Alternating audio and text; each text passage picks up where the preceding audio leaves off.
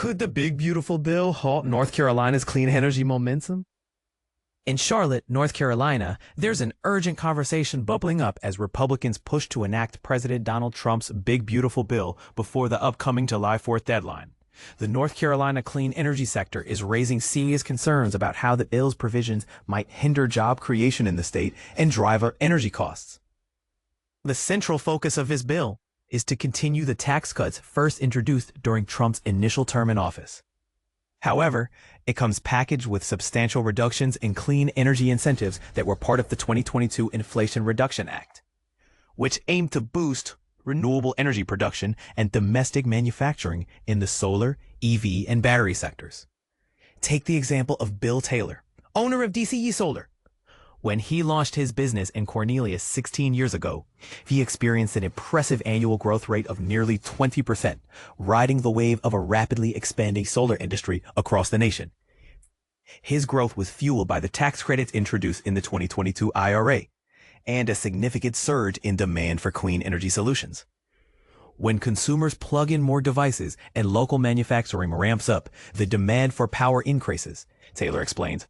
Solar energy is super fast to deploy, providing a quick solution for the grid. However, the revised bill that made it through the Senate comes with considerable restrictions. Tax credits for new solar and wind installations will phase out by 2028.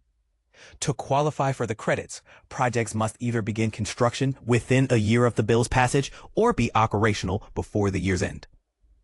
Furthermore, residential solar and EV credits will cease by the end of 2025. For more details, click here. Taylor, whose company serves both utility and commercial clients, anticipates a rush to complete projects rapidly, followed by a substantial decline once the 2028 timelines approach. He describes navigating these uncertainties as riding the solar coaster. Essentially, this means his team must be cautious in hiring and project agreements to avoid cancellations and job cuts. Momentum takes time to build, and it's like hitting the brakes abruptly, says Taylor. Once you lose that forward push, starting over again is a real challenge. Zach Amate, representing E2, a nonpartisan group tracking clean energy employment, points out that businesses are struggling with the unpredictability. They're unsure how to adjust their project plans with these tax credit changes, especially when several factors like permitting and utility connections are beyond their control. As a result, project costs might significantly increase. Amate warns this could lead to utility customers facing higher energy bills or projects being dropped, thereby reducing the overall energy supply in the near term. This could end up hurting not only the clean energy sector, but the U.S. economy as a whole, Amate says. Energy is the cornerstone of our economic activities, and every bit of it matters. Supporting Republicans like Rep. Tim Moore of North Carolina argue that the big beautiful bill targets necessary policy corrections to address excessive spending and mismanagement. Moore highlights the importance of energy resources, yet he emphasizes reliance on fossil fuels like natural gas and U.S. sourced oil for a sustainable energy future. Critics argue that the renewable industry is skewing the market in its favor with these tax incentives. Amate contends that fast-growing battery storage solutions are increasingly addressing concerns about energy intermittency, while traditional energy sources like nuclear and gas cannot meet short-term energy needs fast enough due to long construction timelines.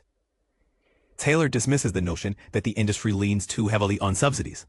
Every energy source receives subsidies, he points out. Amate concludes that if the energy market were truly free and fair, it wouldn't fluctuate so drastically with shifting political tides. Building a successful company is hard as it is.